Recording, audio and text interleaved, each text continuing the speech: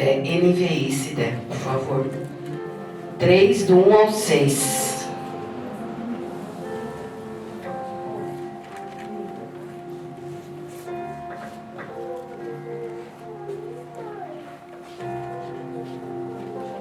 Glória a Deus.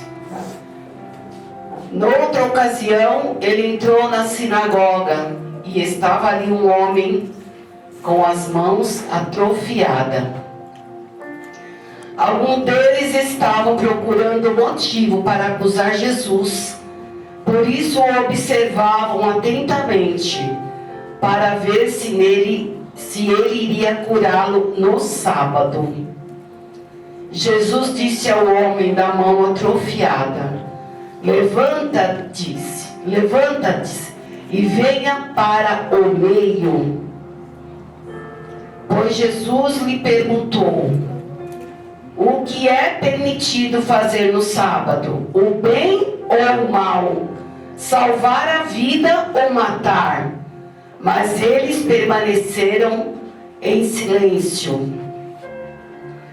Irado, olhou para os que estavam à sua volta e, profundamente entristecido por causa dos seus corações endurecidos, disse ao homem: estenda a mão. E ele a estendeu, e ela foi restaurada.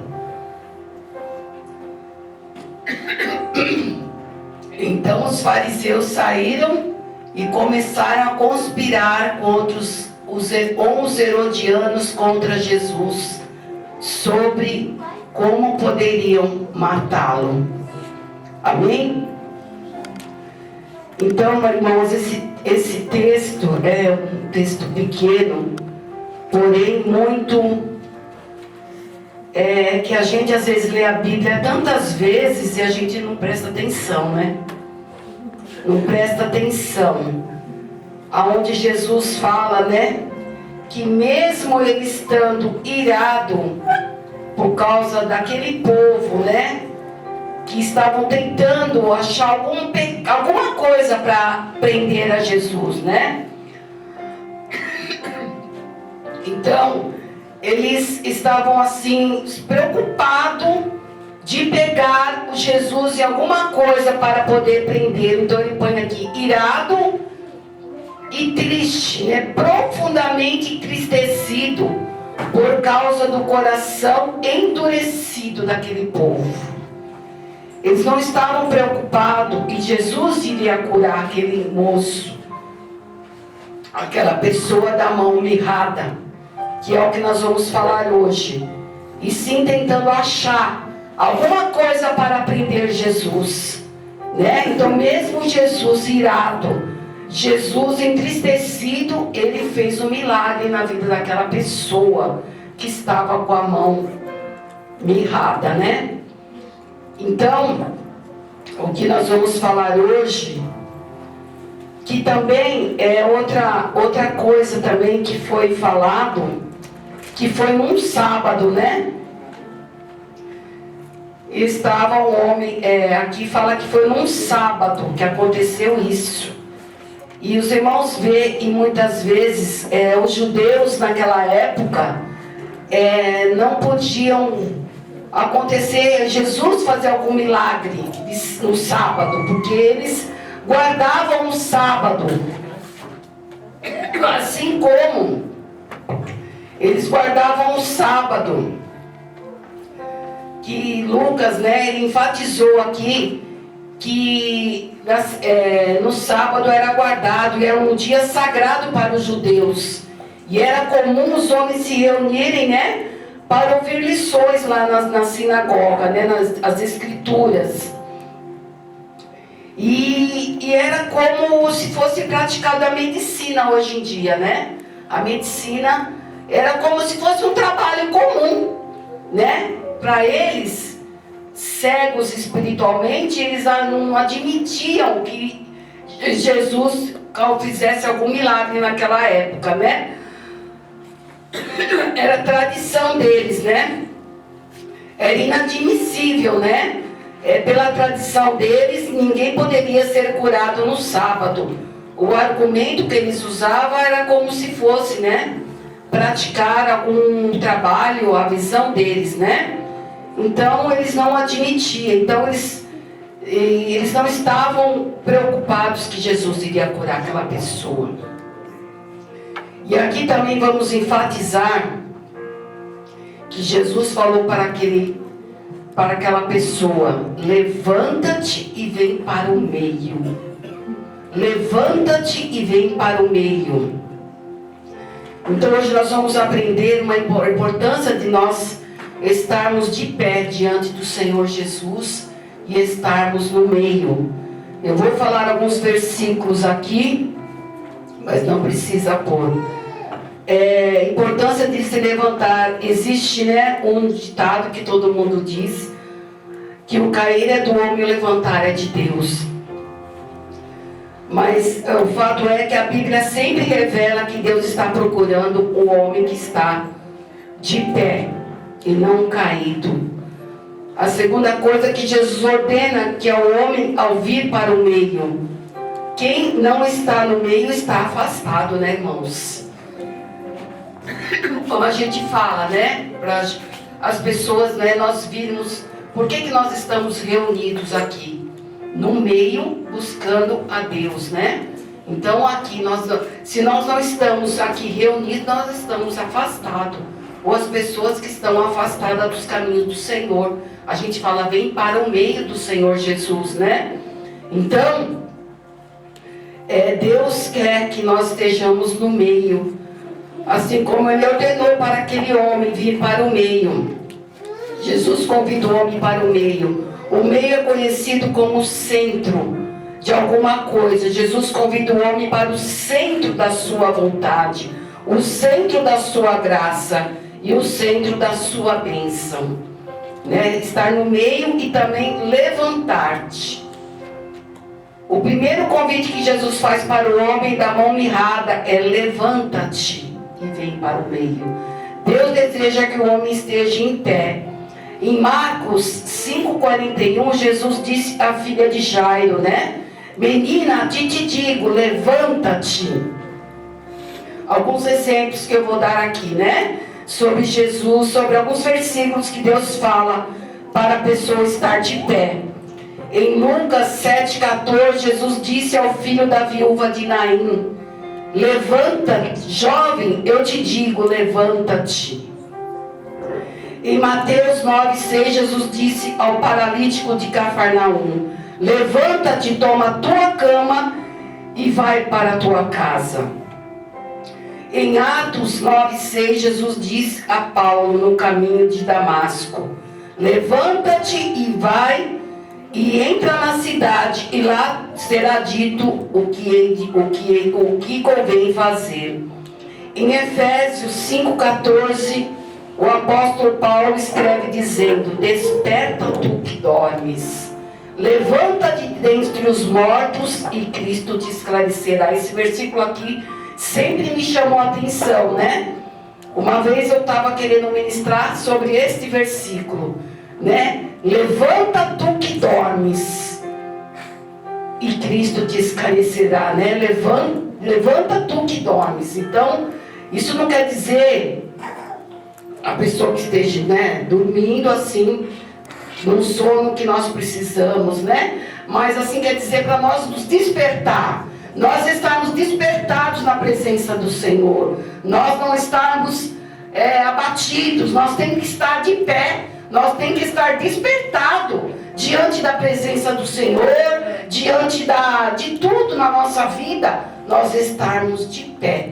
Nós estarmos despertados para a obra do Senhor. Nós estarmos despertados para tudo. Porque o inimigo não quer isso. O inimigo quer ver nós o quê? Prostrados, caídos, ao contrário do que Jesus nos diz, né? Quer ver nós despertados de pé, no meio, né? Deus quer isso. O inimigo já quer ver nós ali, todo prostrado, cansado, né? Então, o segundo convite que Jesus fala para o homem da mão mirrada é: vem para o meio. Em Efésios 2,13 a Bíblia afirma que Jesus afirma que agora que Cristo Jesus, que antes estava longe, já pelo sangue de Cristo chegaste perto. O homem da mão mirrada estava longe e Jesus o convidou para se aproximar para o meio. Em Marcos 10,46 escreve que o cego Bartimeu estava sentado à beira do caminho, à margem do caminho, e clama para que Jesus cura ele. Aí ele dá um salto e vai ter com Jesus, e ele tornou a ver, e Jesus, no meio do caminho, convida o homem para vir. Estava à beira do caminho, Jesus convida ele para sair das margens e vir para o meio. Jesus convida o homem no meio, para o meio, porque ele sempre está no meio. Em Isaías 12,6 o profeta escreve dizendo: exulta e canta de gozo, ó habitante de Sião, porque grande é o santo de Israel no meio de ti. Em Mateus 18,20 Jesus disse: porque onde estiver 2 ou 3 reunidos em meu nome, ali eu estarei presente. Então nós temos que estar no meio, né, irmãos? Não afastado. Jesus quer ver o homem de pé e no meio. E agora nós vamos falar sobre 4 atitudes para nós sermos curados, assim como foi aquele homem da mão mirrada, que Jesus curou ele, né? E Jesus também quer que nós estejamos todos sendo curados em nome do Senhor Jesus, né? Então vamos aqui 4 atitudes que devemos. A primeira é: devemos buscar a cura no lugar certo. O erro de muitas pessoas é buscar a solução dos seus problemas no lugar errado, né? Eu sou um exemplo disso. Antes de eu vir para os caminhos do Senhor, eu procurei minha cura em lugares errados, muitos lugares errados. Em centro, que eu fui uma vez só, porque minha mãe me levou e eu não me senti bem, já era um propósito de Deus na minha vida. Simpatias 1000, né? 1000 simpatias que ensinavam para minha mãe, e muitas coisas erradas que eu fiz para ser curada. Eu não conhecia o Evangelho, apesar da minha mãe. Quando eu era bem pequena, minha mãe era da Igreja Batista, mas depois ela se afastou. E como eu era muito pequena, não conhecia o Evangelho, né? Só meus irmãos mais velhos, né? A minha irmã e meu irmão, que chegaram a se batizar com 13, 14 anos. E eu era bem pequena. Eu sou 7 anos, 8 mais nova que meu irmão mais velho. Então eu não era criança, eu não sabia nada do Evangelho. Então depois a minha mãe se afastou e ela foi procurar a cura da minha doença em vários lugares errados. E a gente, né, tá totalmente cega, né? E a gente vai buscar a cura em lugares errados. Mas aquele homem estava no lugar certo, né, irmãos? E às vezes, muitas vezes a gente se acomoda e não fazem nada esperando o milagre acontecer. Este homem estava no lugar certo, na hora certa, com uma pessoa certa, e por isso ele foi curado. Mesmo sendo num sábado, mesmo sendo ali num ambiente assim que não era propício, mas Jesus estava lá. E Jesus curou aquele homem. Então ele foi curado porque Jesus viu que aquele homem precisava ser curado e ele curou aquele homem, em nome do Senhor Jesus. O segundo motivo é: devemos vencer o preconceito religioso.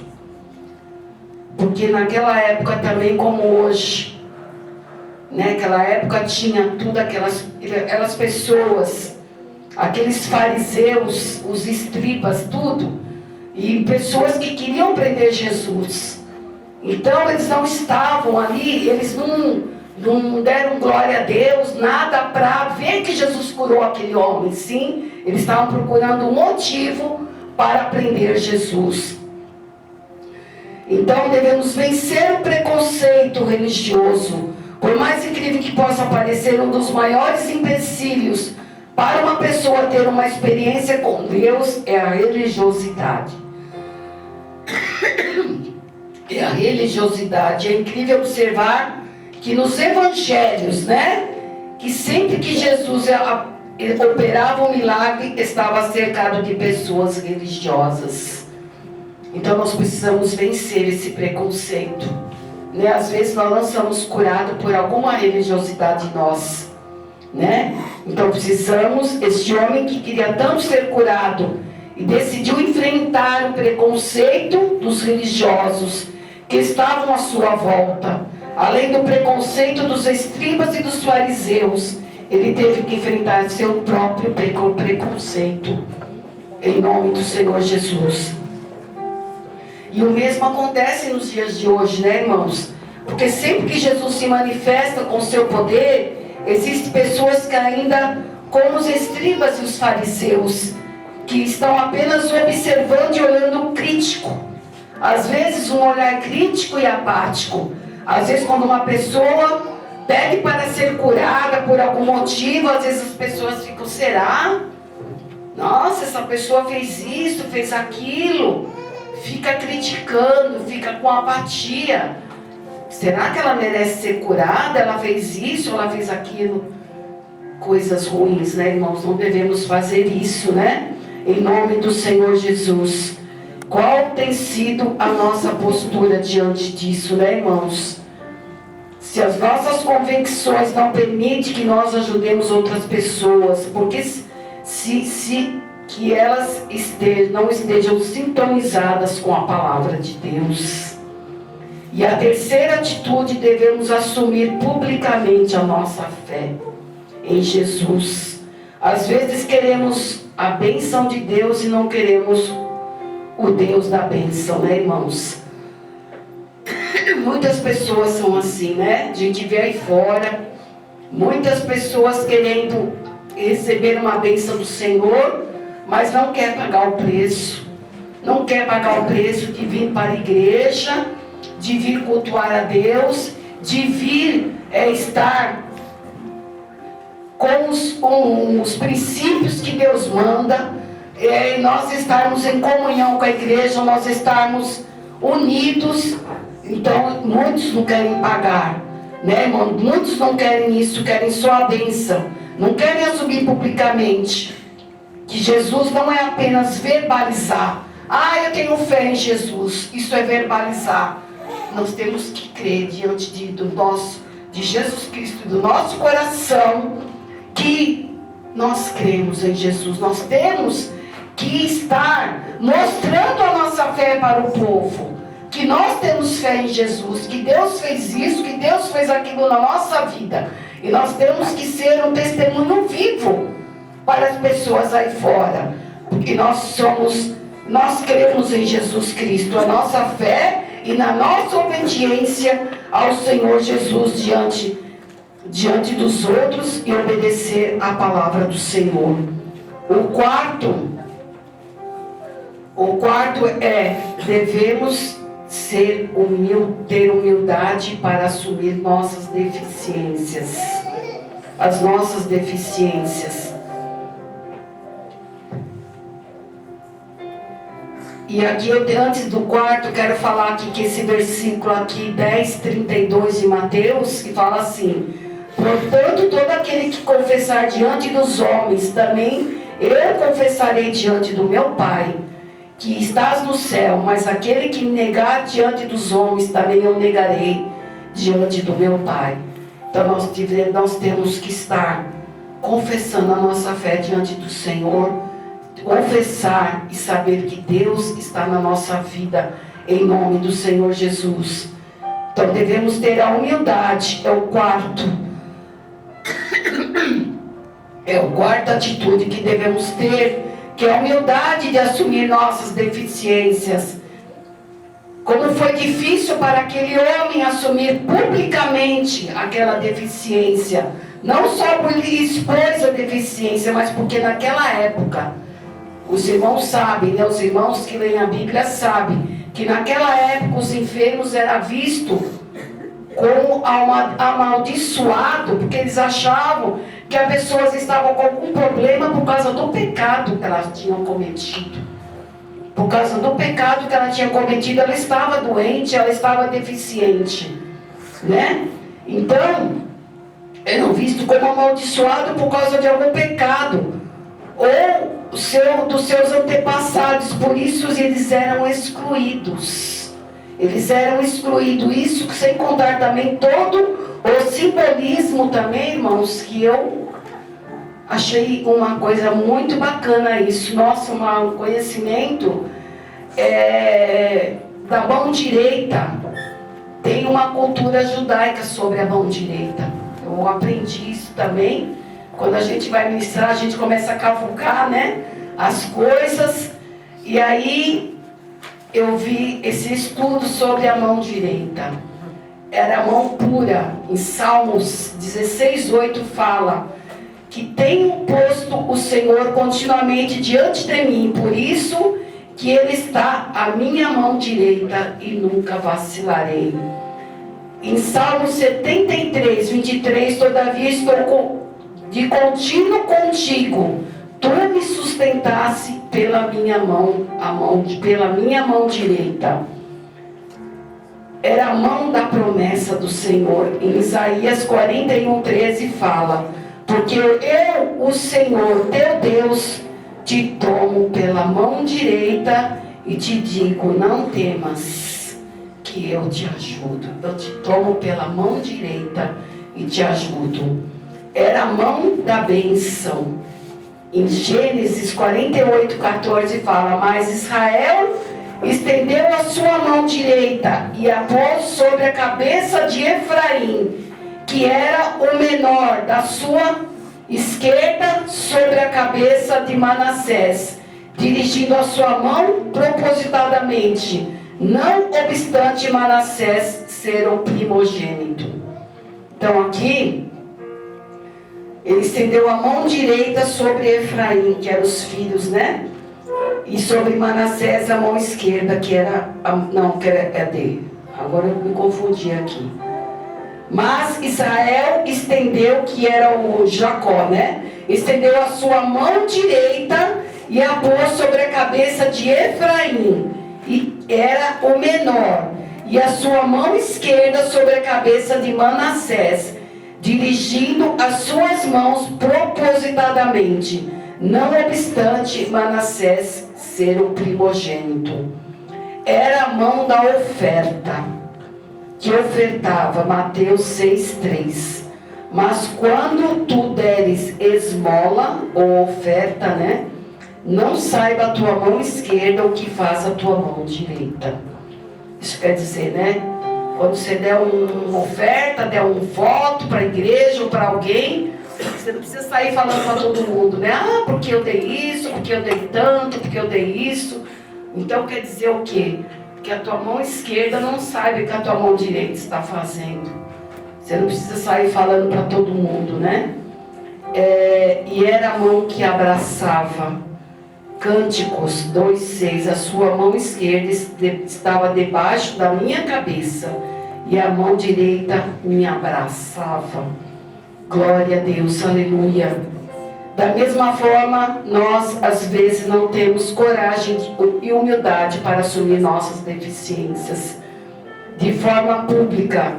Jesus poderia curar aquele homem onde ele estava, sem precisar chamá-lo ao meio, sem expô-lo, mas o fez porque era necessário que Jesus chamasse aquele homem ao meio e se levantasse, porque ele obedeceu e foi humilde.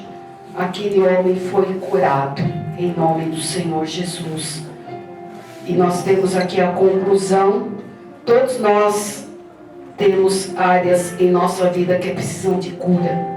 Todos nós temos alguma coisa na nossa vida que precisa de cura, seja na nossa vida sentimental, no nosso casamento, seja no trabalho, seja na nossa escola, quem estuda, seja a nossa vida mesmo, a gente sempre tem uma área que nós precisamos de uma cura espiritual, uma cura física.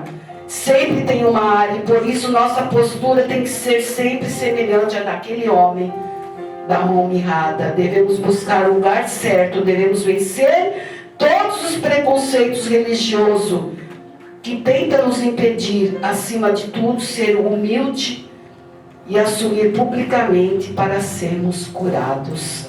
Então que nós não venhamos, ter vergonha de falar com os pastores, assim, sobre alguma coisa que nós precisamos ser curados, pedir ajuda para a igreja, Às vezes a gente não vai falar para todo mundo, mas para as pessoas que você sente que deve falar, alguma coisa que você precisa de ajuda, alguma cura que a gente precisa, a gente tem que sair e pedir ajuda para ser curado. Não deixar aquilo para nós, que a gente ora também, irmãos? A gente deve orar, pedir para Deus, Lógico, nós temos que estar orando. Não só ficar, 6 horas por mim, 6 horas por mim. Não, nós temos que estar com a nossa comunhão com Deus. Mas tem áreas que nós precisamos de uma ajuda do nosso pastor, da nossa igreja. Então que nós venhamos se espelhar nesse homem da mão mirrada.